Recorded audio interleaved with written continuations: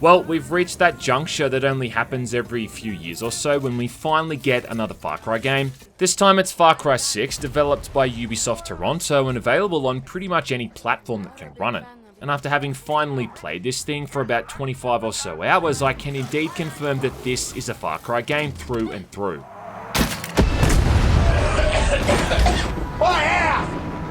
A series that's consistently been taking 2 steps forward and 1 step back, with every new entry for going on over a decade now. Keep talking. It does have some interesting twists of the knife when it comes to its story and characters, but this isn't really going to change the world when it comes to the gameplay. But then again, you already knew this. I feel like I should write this down. So if you've already made your mind up as to whether or not you're going to play this thing, depending on that, I don't think I'll be changing your mind in the next 20 minutes, let's put it that way. But if you do want to see what it's like getting lost in the jungle with an assault rifle and Gus from Breaking Bad on your heels, well then stick around. Stick around. Right, so Far Cry 6 takes place on the fictional island of Yara, a Caribbean country under the dictatorship of the sadistic Anton Castillo. Yara produces something called Viviro, which is a drug that's supposed to be able to cure cancer, and the citizens are now forced into labor to help manufacture the stuff, with people who try to fight back here usually catching a bullet swiftly to the face for their trouble. And you got 2 different stories going on here. I mean, the main story is obviously the players, and that's the journey of the playable character Danny, as he or she joins up with these 3 guerrilla factions, trying to unite them to help bring down Castillo and his army. I'm Danny Rojas from Libertad. The new fist of the revolution. No, Clara sent me. Each faction is hiding out in a different section of the island, and they've all got their own unique missions you're going to have to complete. It is a bit unique too, seeing a Far Cry protagonist from a third-person perspective, and I think it's the first time since Primal that we've even heard them speak. Kinda seems like Ubisoft's making up for missing out on this with the last few entries by having Danny talking almost constantly. But it does also make this feel like much more of a personal fight than in the previous games. I mean, Danny's fighting for liberation and just basic human rights, and that's a real struggle. I mean, compared to a guy stuck on a pirate island in number 3, a dude just trying to return his mother's ashes in number 4, or a deputy trying to arrest a religious zealot in Far Cry 5. Come see me when you get settled, my baby tigre. And then, aside from all of that, you've got the story going on between Anton and his son Diego. When you reach these key points with the other missions, you get these brief glimpses into the ongoing dynamic between these 2 characters. Kinda makes Darth Vader and Luke Skywalker seem like a perfect family in comparison. Sounds religious. And throughout all of this, Diego's moral compass is constantly spinning around as the poor kid is trying to make sense of what kind of person he wants to become. Fully aware here of the evils being committed, but also conflicted by the feelings for his old man. I think it's kind of funny too how they've really hammered Anton as being the main character in all of this marketing, but Diego is as much a main character as Anton is, I think maybe even more so. And I'm sure that we can all relate to what it's like having a tyrannical dictator as a father. Run. Thankfully too, it really seems like they got their value out of Giancarlo here. I was a bit worried here, seeing as how in a lot of the other Far Cry games, they always introduce these really cool villains early on in the story, but then you just never see them again. Even in that recent Ghost Recon game with John Bernthal, that guy was criminally underused. However, that's not the case here. Anton is just a really interesting and a well-written bad guy. He's chosen his path, he's well aware of it, and he's kind of beyond the point of saving. So the story just revels in showing how much of a terrible person he is and the effect that that's slowly having on his son. Diego being caught in this crossfire between Anton and this war with the guerrilla factions is what really makes the whole thing so interesting, and you kind of can't help but feel sorry for the kid. On the other side of things is the whole story with Danny and these guerrillas, and this stuff is kinda hit and miss. Only because it's like the cinematics can't decide whether or not it wants to be serious or comical. I mean, you can't have plot elements dealing with things like torture, kidnapping, and genocide, along with then having scenes where people wear wacky things on their head and make bizarre non sequitur jokes all the time. That's all you have to say? I feel like the age of a video game is kinda like calculating the age of a dog. You multiply it by like 4 or 5 to get its real age. And if we're going off that, well, then the Far Cry series is well into its middle age at this point. And this does kind of feel like a middle-aged man going through a midlife crisis trying to act like it's young and hip. It's like that one scene from The Simpsons with Hans Moleman. Cowabunga, dudes. I guess my point is that I don't understand who some of these characters in this game are supposed to appeal to or even entertain. Porque en la calle se dice que viene batalla, no tenemos miedo, mi gente no falla, tú sabes que seguimos dando la talla, hey canalla, somos los yaranos, tú sabes. Okay, okay. I don't know, man, maybe I'm just getting too old, but the annoying zoomers with the wacky hairstyles and these ADHD style personalities just completely take me out of the game. Liberate the cervezas, Daddy! And it just kind of got to the point where I skipped most of these cinematics. They just feel like distractions in between blowing something up or getting that next glimpse into the dysfunctional world of the Castillo family. Visually, I do think that Far Cry 6 is also a pretty damn gorgeous looking game. Even if like the last few that came out before it, it really just looks like a better looking version of Far Cry 3. Speaking of Far Cry 3, it's the first time we've been back in a tropical setting since that game, and yeah, it's pretty damn good to be back. And there's definitely something undeniably serene here about moving around the environments at your own pace. Cruising the coast, sniffing some lace, down in the brews, and just appreciating that super long draw distance. Yara's a country that's been stuck in an economic blockade for decades, kind of like Australia, which gives them a reason to let you play around with hand-me-down weapons like an MP40, an M1 Garand, and a PPS submachine gun. PP. I'm running the game on an i7 10700K, 64GB of RAM, and an RTX 3080 Ti with HD textures enabled, and although I had to run the game in 4K resolution because for some reason it wouldn't let me play at 1080, performance seemed to be pretty stable most of the time.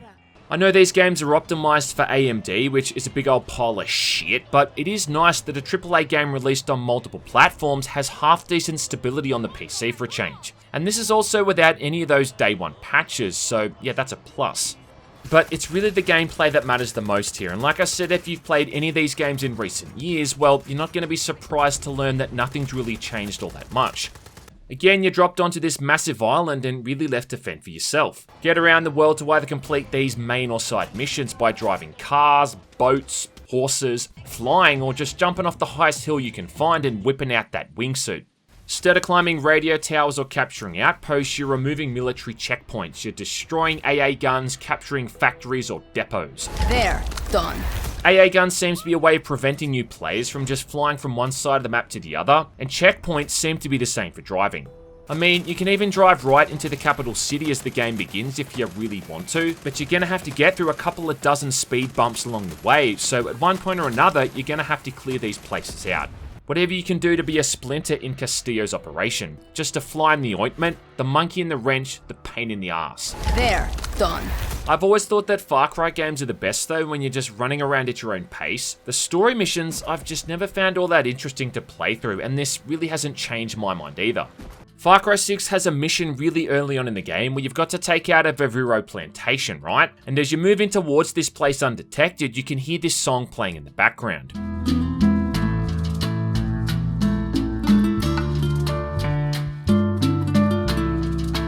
It's just a rhythm section with no vocals or anything, but it's already kinda catchy. Then, once you raise hell, the lyrics kick in along with the rest of the band and the song really starts to ramp up.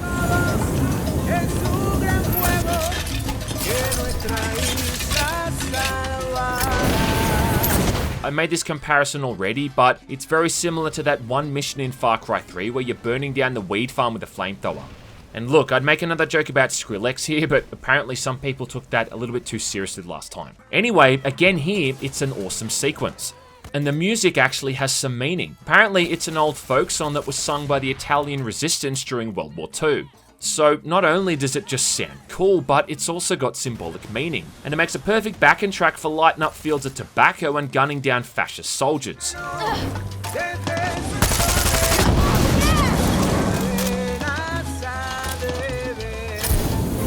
The problem is that they just really peaked too early with this, because for the rest of the game, there's not really anything else that's quite this awesome, and every other mission from here on in is just really run-of-the-mill. Most missions just require you to stand in one place while you mow down waves of incoming soldiers, while you defend some kind of objective for a set period of time. And because they all funnel in from the same direction, you can just really hold down the fire button and mow them all down with whatever laser pointer gun you're using.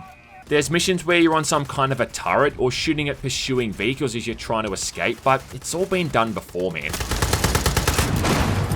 There's one where you've got to carry a wounded character to safety, and you're really being limited here by the movement speed of another friendly NPC that you're supposed to be following. And this idiot moves with no sense of urgency whatsoever, despite the fact you're carrying her rapidly dying friend over your shoulder. You can see this character moving to these very preset positions, and the whole thing is a definition of by the numbers. I've always found that the Far Cry games always start off really challenging, then the whole thing just becomes a cakewalk for the remainder of the campaign. There's pistols, submachine guns, rifles, LMGs and launchers, but it's really easy to find a combo that works well for you, and after that, there's just no real reason to ever delineate from it, unless you just get kinda bored and want to try something new. This was definitely the case with Far Cry 6 for me, and look, I'm not trying to toot my own horn, but it really is laughably easy after the first couple of hours. As you get further into the game, the military presence is supposed to increase and make it challenging, but I just never found that to be the case. It weirdly only has 2 difficulty modes as well, one of which is called Story Mode, and I don't think I even need to make a joke there, you all know what I'm thinking. One of the new things they've added into Far Cry 6 are the Amigos, even though all they really are is just the same as the specialists in Far Cry 5 and New Dawn. There's Guapo the alligator, you've got Chorizo the cute little dachshund, Chicharron that angry ass rooster, and then Boom Boom the dog, who's essentially Boomer returning from Far Cry 5. There's also another one which I wasn't able to find, and a 5th one from Blood Dragon which comes with the season pass, which to be honest kind of feels like cheating, so I never bothered to use it. And these guys kind of range from being useful to just being kinda useless. I mean, Guapo and Chicharron, for instance, who are supposed to be combat amigos, often can't even take on a single enemy one-on-one. Yeah, that's a problem. Chorizo and Boom Boom are more focused on stealth. Chorizo distracts enemies with his cuteness so you can sneak up behind them for an easy kill. Surprise, motherfucker! And then Boom Boom just goes right for the throat like an absolute boss. Not to mention that Boom Boom can also tag enemies, which is super handy. But my point is that they all should be good at what they're supposed to do. And watching Guapo and Chicharron getting their asses handed to them by a basic soldier is kind of deflating. For some reason too, Boom Boom is the only one who can hop into vehicles. I mean look, I understand the logistics of a tiny dog with wheels for legs, or an alligator struggling to fit into a vehicle designed for humans, but I mean surely Chicharron at least could hop into the back or something. Ah, carajo! My parts! Why would you do this? Those parts are my life! Where I think Far Cry 6 really slips up the most though, is how it's completely removed any sense of character progression. This is actually something I'm kind of embarrassed about for not picking up in that preview video, and that's how you no longer get experience for individual kills. Killing someone with a stealth takedown gets you the exact same thing as shooting someone from far away with a rifle, which is zilch. It's actually kind of a big reason too as to why I didn't even really bother using the bow this time. When you're capturing the game's various checkpoints or military outposts, now it's more about getting resources as opposed to XP. These resources are gasoline, metal parts, medicine, and Mountain Dew, which you can then spend at these guerrilla camps on upgrades. But this stuff is so abundant that it's not like you're ever really in short supply of it, so the bonus you get from clearing an outpost without being seen isn't all that necessary. Going through that in-game store too, it doesn't seem like they sell these resources, or at least if they are, this wasn't available pre-launch, it just seems to be cosmetics. So it does seem like this whole thing's not designed around being as grindy as possible. I guess I'm just trying to ask the question as to what incentive there is for me to try to clear out an outpost without being seen by using skillful takedowns, when I can just wipe out an entire base by shooting everyone in the head. Fuck! When I can just wipe out an entire base by shooting everyone in the head, or just go right in the front door with a minigun and achieve the same result. Far Cry 6 really does seem like it's not trying to bog the player down with stealth, and there's 2 reasons as to why I think that. Firstly, the way that silencers work. Now, instead of silencers just lasting forever, now you can only fire off a few shots with them before they overheat and then make a hell of a lot more noise. And secondly is the inclusion of yet another new toy to play with, the Supremo. Supremo? Supremo. This is a Supremo.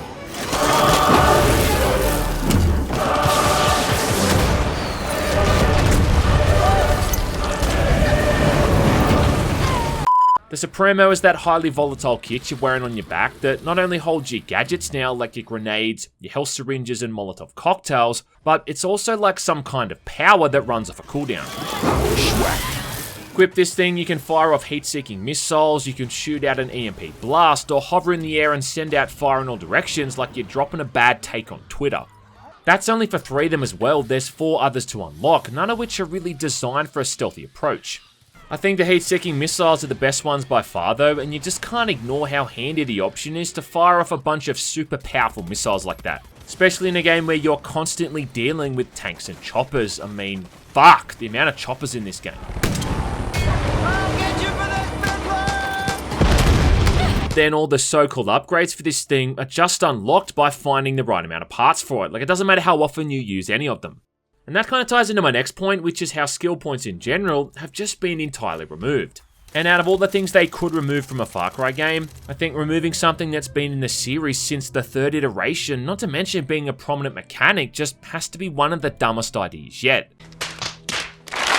Instead of having a skill tree you're putting points into, now all of these incremental upgrades with things like faster reload times, movement speed and damage reduction are all tied to pieces of gear that you wear on your head, hands, torso, legs or feet.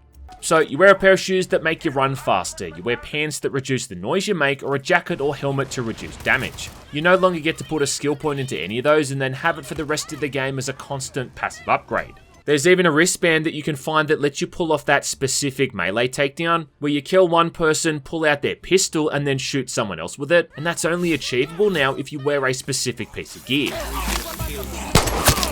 But the thing is, you can obviously only wear one piece on each body part at a time, which kind of really limits those bonuses. This has always been a key component to the Far Cry experience, as far back as playing as Jason Brody, that little bitch who arrived on Vars's Island and had barely fired a gun, before turning into this badass tribal warrior emblazoned in mystical tattoos, doped up on herbal syringe cocktails and murdering pirates.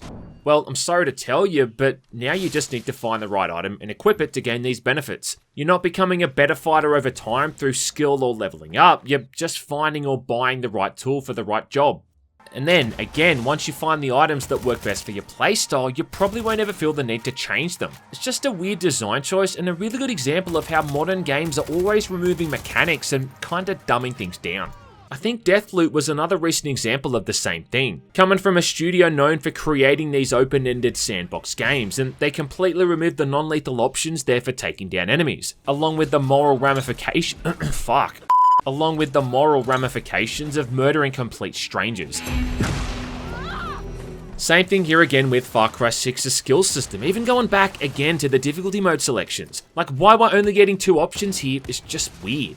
Speaking of weird things, we've got to talk about that loot system. Whenever you level up now, what it just does is give you access to purchase new weapons and gear from vendors. Weapons and gear which you can just find in caches throughout the world anyway. The contents of which also seem to be highly randomized. Sometimes you'll get crafting components, other times you'll get a new weapon or a piece of clothing. So what in actuality are you really earning from leveling up? Well, good question. It's fun. Once you've either bought or found these guns in crates, you can customize the absolute shit out of them, which is actually one of the better features of the game. And there is some genuinely good gun porn on offer here. There's a whole heap of different attachments, from silencers, sights and different upgrades to change how each weapon performs. Like carrying around an innocuous looking automatic pistol with a drum mag, but then giving it explosive rounds and a faster reload speed so you can shoot down choppers out of the sky like they're made out of tissue paper. To be honest, I don't think the gunplay in the Far Cry series has really progressed at all since the 3rd game, and the way that taking damage works is that if you can see an enemy, well, then you're probably already being shot by them. So having a gun that works like a laser pointer and can fire off a bazillion rounds a minute is a must. And getting these guns to that point is a lot of fun, though I don't understand why gunpowder is a component in every single crafting recipe. I mean, you need to use gunpowder to craft new fishing lures. Doesn't make any sense. Doesn't make any sense! What they've tried to incorporate here is the inclusion of these new ammo types to deal with the various enemies. You've got soft target ammo, armor piercing, fire, poison, piss, and explosive. But really, all you got to worry about is soft target and armor piercing because they're the 2 main enemy types you're going to encounter by far. Even then though, the enemies that are supposedly weaker to fire ammo still go down easily with an armor piercing bullet to the noggin. Explosive ammo is really good against vehicles, especially with a high firing rate weapon like an automatic pistol or an SMG, but then again, hitting them with an RPG also does the trick. Then there's all these unique weapons you can find too, which are these ludicrous looking eyesores, which are these pimped out version of the basic guns. I mean, they look cool visually and they have some neat effects, but it's just vastly inferior to being able to customize something to the point that it suits you in every situation. I mean, take that M1 Garand for instance, right? I used that thing pretty much from the start of the game for a good 10 to 12 hours. The only time I finally upgraded was when I found a better version of the same M1. It's also why I think that some of these resolver weapons aren't all that flash either, because they're really just ultimate versions of more efficient weapons you've already got access to, or in some cases just completely useless gimmicks. The revolver, shotgun and shield combo is a good example of when this works. I mean look, it's a tried and tested combo, a shield and a shotgun. It's kind of hard to beat. It's like peanut butter and jelly or chocolate and milk. Or this thing, which looks like a minigun powered by a lawnmower engine, is just so goddamn effective that it almost made me feel bad to use it against the enemies. On the flip side, you've got the crossbow, which is kind of neat and all, but it's just like a slower firing version of the compound bow, and it takes a dog's age to reload, or a chorizo's age if you will. Well, we're waiting. There's a sniper rifle that fires out an explosive shot that works on a delayed fuse, you know, in case you want to blow something up and you're not in a hurry. Or there's a gun that shoots out a bunch of fireworks, both of which look really flash, no pun intended, but are kind of hard to justify carrying around compared to the functionality of a workhorse RPG. In fact, look man, if you're not carrying an RPG the entire time you're playing a Far Cry game, well, I'm sorry to say, but you're playing the game wrong, bitch. For the stealthier option, you've got a nail gun and a gun that launches out CDs. Yeah, remember CDs? And this might be the first time I shot CDs at someone in a video game since Revolution X. But again, like, why would I need to use that when I've got a scoped, silenced rifle which does the same job and has a higher ammo count? One of these guns, I couldn't even understand its purpose. It's this huge Gauss gun looking thing that has to be charged up before firing, and unless I'm using it incorrectly, which is highly possible, this thing just seems to be completely useless. Taking way too long to charge up here for barely any payoff, and yeah, I'm sure there's some kind of sex joke to be made there too. On the bad side of things, Far Cry 6 does seem to be a buggier game than the recent entries.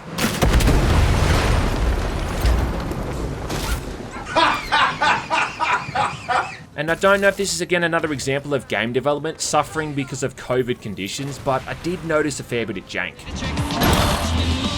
I find it really annoying too how some of the NPCs during missions can get detected by the enemies, setting them off after you as well, which was just complete horseshit and shouldn't happen.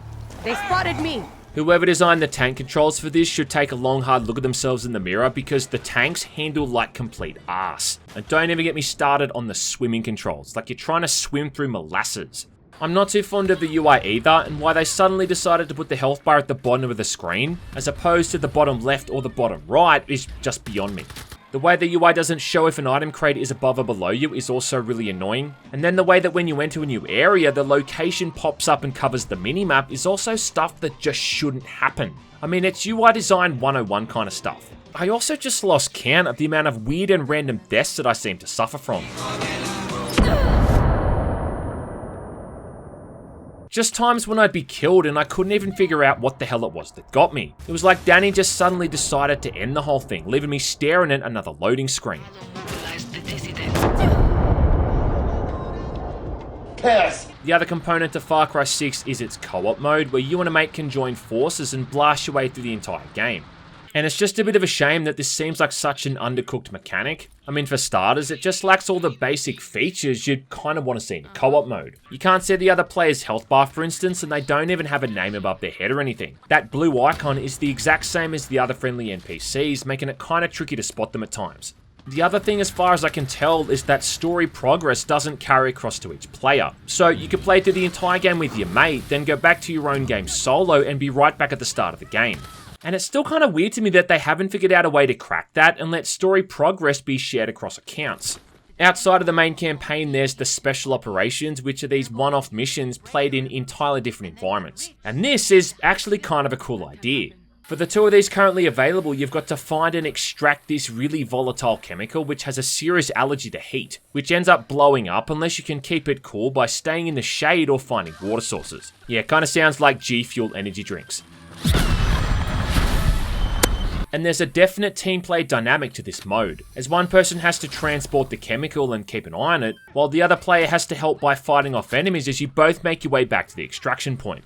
but after you've played this thing once, you've really seen all there is to see. And the rewards that you get here, which are mostly unique pieces of gear, just kind of pale in comparison to the stuff that you can get in the single player mode anyway. So, like I said, another undercooked mechanic. You know, I think I've said this before, but Far Cry games are really just a guilty pleasure. They're kind of like eating fast food. Really good while you're doing it and you have a swell old time, but once you finish, you just kind of wipe your hands clean and then get ready for the next meal. The blessing is that Far Cry 6 is really coming out at an opportune time, when the world is constantly surprising me and finding new ways to be terrible. Ironically, putting myself into a fictional, terrible world is somehow far more comforting. It's fun. With each new entry, it does get less and less interesting, but Far Cry 6 still managed to keep me interested for most of the time here. But look man, it's definitely a series that's starting to get close to its use by date, and they're gonna have to start making some big changes if they're ever gonna pull off a Far Cry 7. Hallelujah.